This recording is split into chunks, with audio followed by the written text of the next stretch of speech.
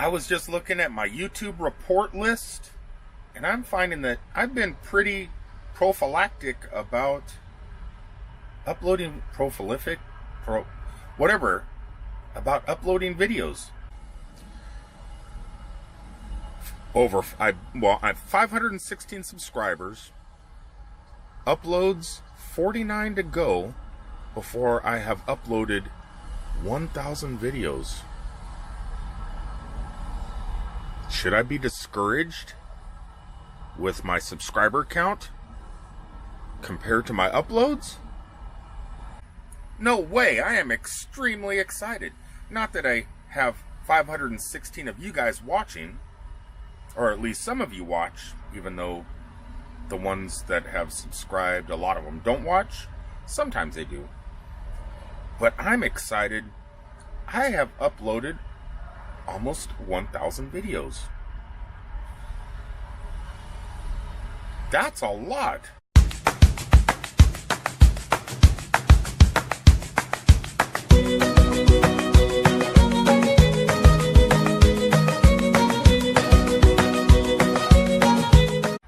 You may think to yourself, that dude must not have a life.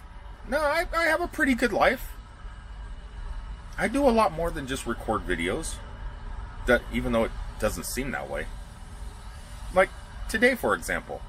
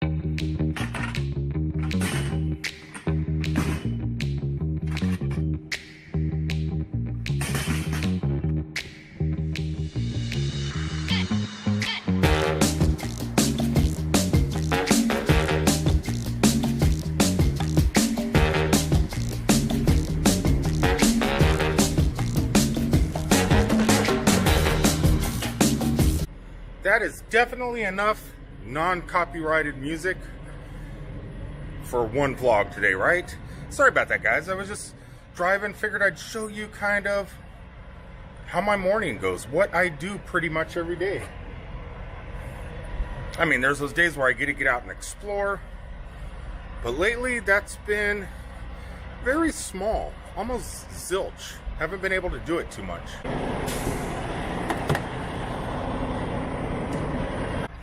Which isn't always a bad thing. Yeah, there's definitely some things I would love to do here if I could get here a day early and not get rushed out of town. Because I think I could park on these streets. Take the next left onto Sydney Street. I think I could park on these streets. I was looking behind me, sorry guys. And Uber over to the Gateway Arch. So I always wanted to go to that park. Never have been able to. Now that I kind of know the side streets and the back streets, especially here around Budweiser, I kind of have an idea where I can park. In a quarter. Though there have been days where I've seen trucks parked on these streets and like 4 or 5 police officers writing tickets for parking. It might be worth taking that risk. That wouldn't be a bad idea for anybody that hit the lottery or that may hit the lottery in the future. Just find those big major US cities with lots of touristy goodness that oversized vehicles can't really park at. You know, we're really not welcome in the city. Buy a big chunk of property, maybe an old Walmart or something. Demolish the building, make a big parking lot, charge $10 to park there. So we can get out and explore also. Because at the moment it's really difficult for people that drive vehicles this size. And like I'm saying, just dead ahead, a cop pulled another truck over. Yeah, they make a lot of their money off truck drivers here because we want to stop and see things. We get penalized for that.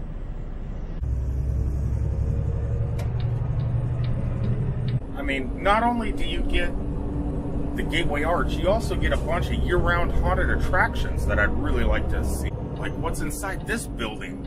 St. Louis's Escape Room, the Hive, Zombie Shoot, all sorts of goodness.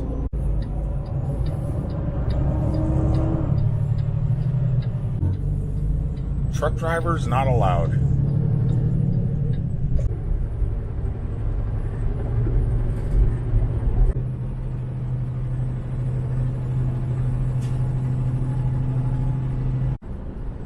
There are even small towns that have some great roadside attractions that we can't park at.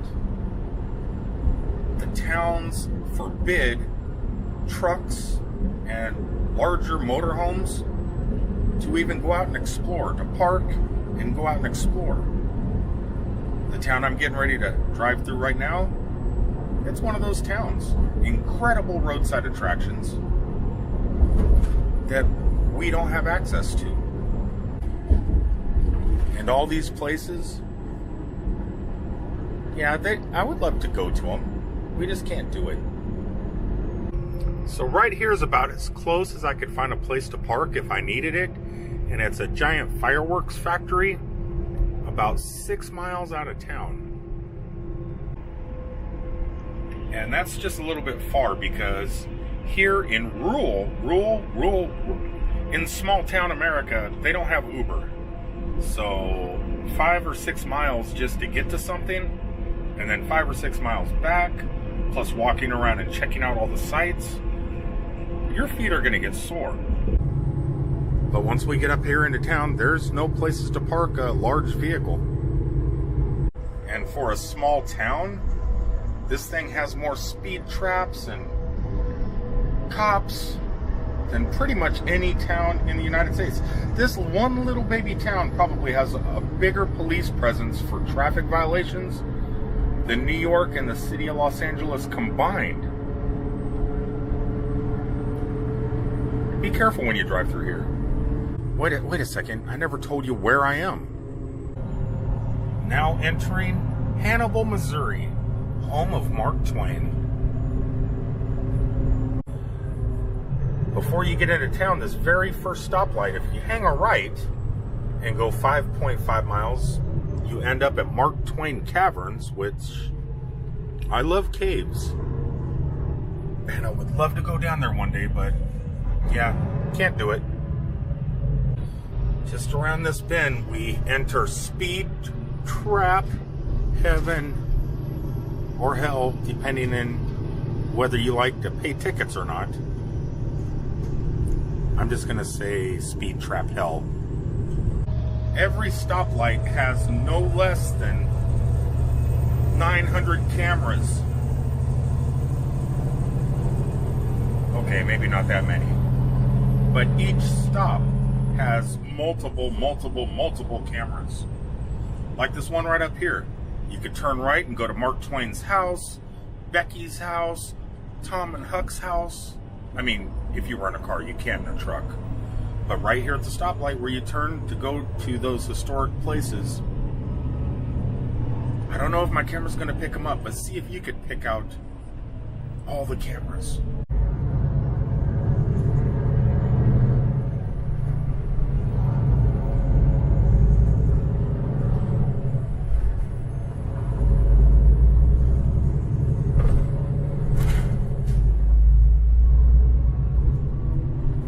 Maybe 15.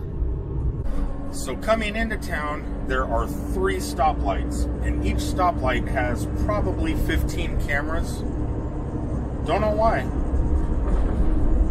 For such a small town, that's crazy. And the road runs right alongside the sidewalk, so there's definitely no parking nowhere. And the businesses don't allow trucks. So yeah, if you're in a big vehicle or a motorhome, it's going to be difficult to get to those amazing places. And on a busy work day, got a frog in my throat, which makes sense. Mark Twain wrote a book, The Jumping Frogs of Calaveras County or something. So, and I got a frog in my throat. But yeah, so this is my normal work day when I have to really work. There's a lot of times where I don't have to, where I can kind of take my time. Not today though. This is what it's like. I just drive through places I wish I could stop at. And Hannibal, Missouri is definitely one of those places I'd like to spend a little bit of time. But it's gonna be a while. It's gonna be a while. More cameras.